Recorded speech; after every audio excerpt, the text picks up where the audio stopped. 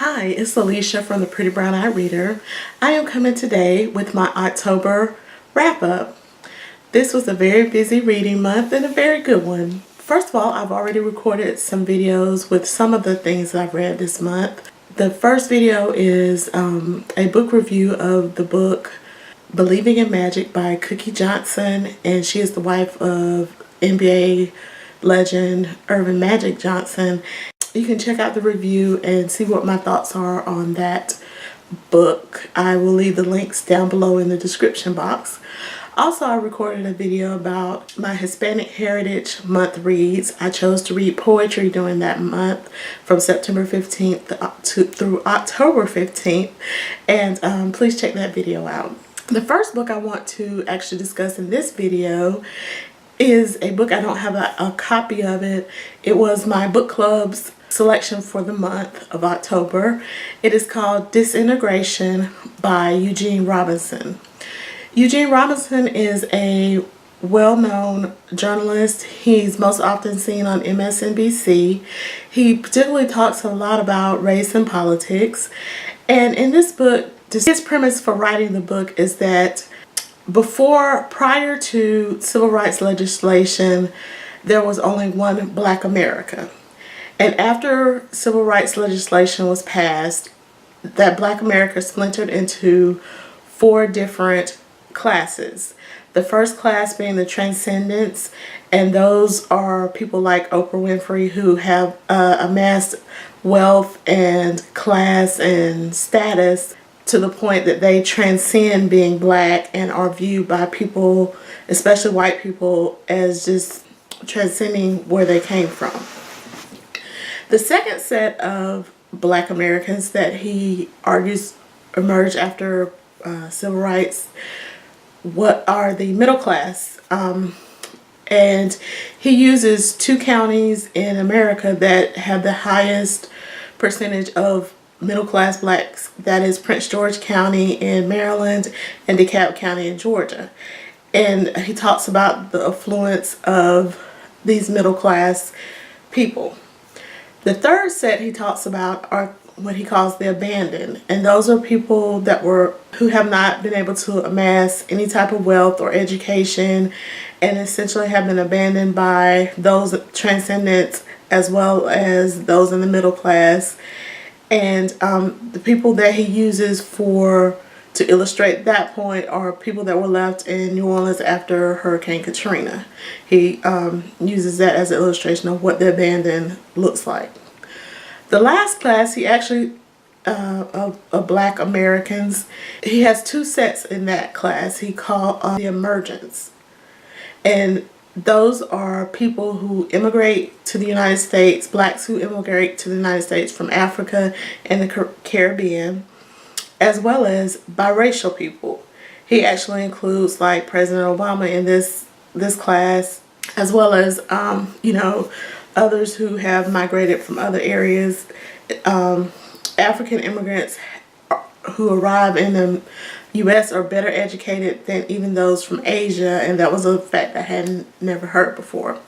So all this information led to a very robust discussion in our book club, and it really came down to like a generational thing, because my argument and those that are young, like in my age group, felt like there's never been really truly one Black America, because there's always been distinctions.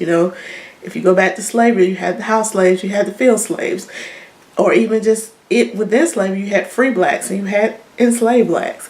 We didn't get the premise of saying that there was actually one Black America.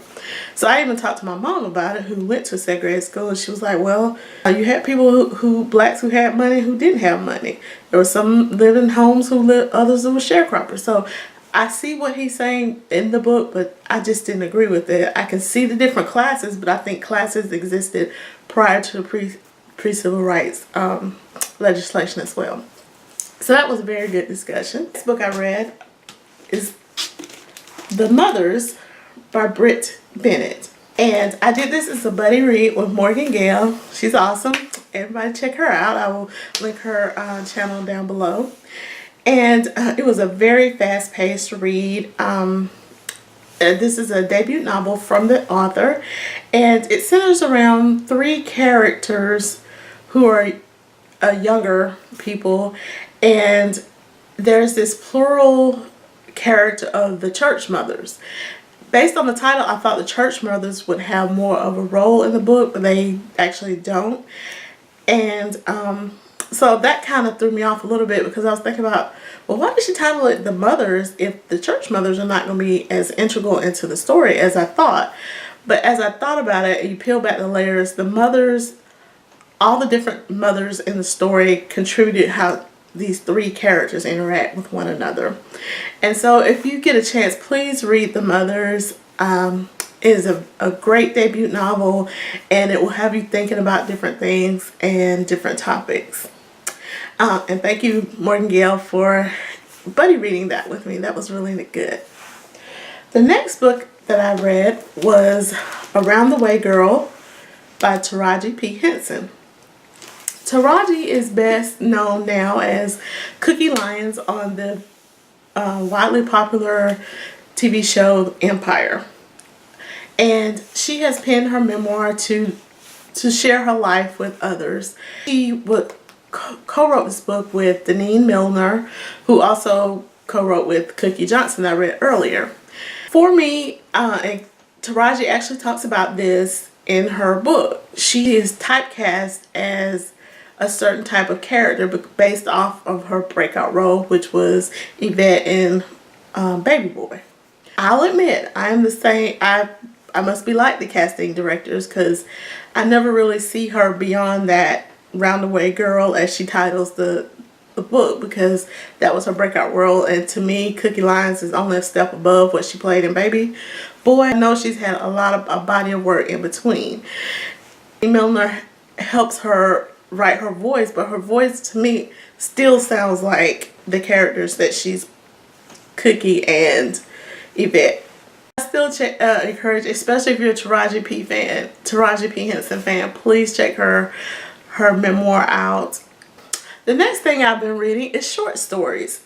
For those of you who are subscribed to the channel For the Love of Ryan, Ryan is a booktuber who has some very interesting videos, and he has started a series called Short Story Saturdays. And each week he will post a video about a short story, but he announces what the short story is, so you can read it the week before and participate in the discussion as he posts the video on Saturday. So the first story that he posted for the month was Sonny's Blues by James Baldwin. I talked about last month that our book club had read James Baldwin, and so I'm really interested on reading more, so this was like perfect for me. So I actually wound up reading Sonny's Blues 2 times this month. I read it the first time and I was like, ooh, that was good. Let me go back and do it again and see. And both times I picked up on something different. The title character, Sonny, is a tortured artist, as the best way to put it, a jazz artist. And the story is actually not told by Sonny, but it's told by his brother. And for me, you get to see the insight as the brother truly finds who Sonny is. The brother finds who he is as a person as well. So if you get a chance, please read Sonny's Blues and watch Ryan's video about it and read the discussion. The second short story that I read is called A Good Man is Hard to Find by Flannery O'Connor.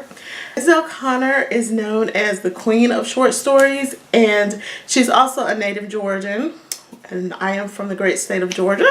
So when Ryan posted what the second title would be, I was like, why have I never read it? Well, after reading the story, I know by now I never read it.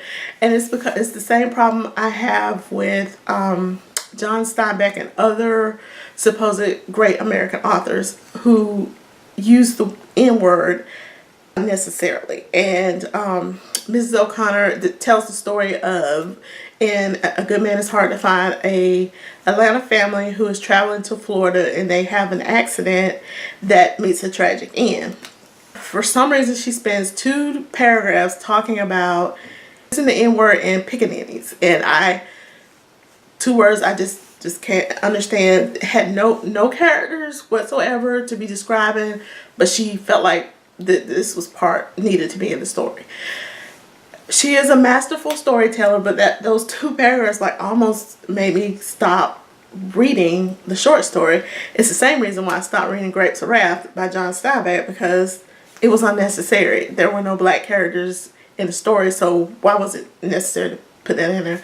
But that's one of my pet peeves about certain types of writers, and why I realize now that it's very hard to often read so-called classic literature for me. Please check out For the Love of Ryan and his short story Saturday series. What did you read in October? Did you have a good reading month? Thanks for watching and have a great day.